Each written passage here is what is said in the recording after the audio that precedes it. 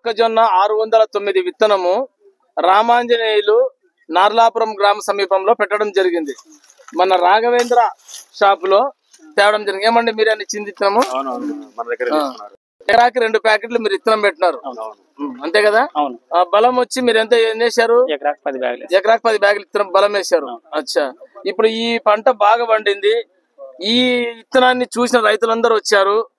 మీ యొక్క ఏ విధంగా మీరు మెయింటైన్ చేసినారు? పొలంలో గడ్డి లేకుండా చాలా నీట్ గా మంచి పంట పండించారు. అది ఒకసారి మన రైతులకు చెప్పండి. అంటే ఏ దశలో మీరు భూమిలోకి బలం అందించినారు, ఎన్ని తల్లు కట్టినారు, తెగులు ఏ విధంగా స్ప్రే చేసినారు? మీ పేరు ఏం పేరు? ఫస్ట్ రామాంజనేయులు.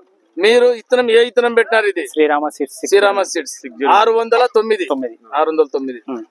ఇది పంట ఎంత వస్తుందని మీరు ఆశిస్తున్నారు?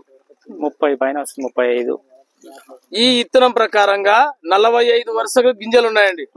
ఇట్లా 16 నుంచి 18 వస్తున్నాయి. మీకు 38 నుంచి 40 క్వింటాల పైన చిలుకు వస్తుంది పంట. ఇది నమ్మకంగా పంట పండుతుంది. ఇక్కడ వచ్చిన గ్రామ రైతులందరికీ మరియు చుట్టుపక్కల గ్రామ రైతులందరూ మీరు వచ్చి ఉన్నారు. ఈ విత్తనం గురించి ఇట్లా మీరు ఇడిసి చూడండి. మధ్యలో సన్నమైన బెండు గింజ ఒలిపిడి శాతము చాలా పొడుగ్గా ఉంటుంది. దీనివల్ల మంచి ధర వస్తుంది. కాబట్టి ప్రతి రైతు కూడా మీరు ఈ పొలంలో చూసి మీ ఊళ్ళల్లో పెళ్లిళ్ళు, జాతరలు, తిరునాళ్ళు ఎక్కడికైనా పోతారు, అక్కడ చెప్పండి అలానే శ్రీరామ సీడ్స్ విత్తనం వేసాము 609 మొక్కజొన్న చూసి వచ్చినాము, చాలా బాగుంది పంట. రామాంజనేయులు అనే రైతు వేసినాడు, మేము చూసి వచ్చినాము.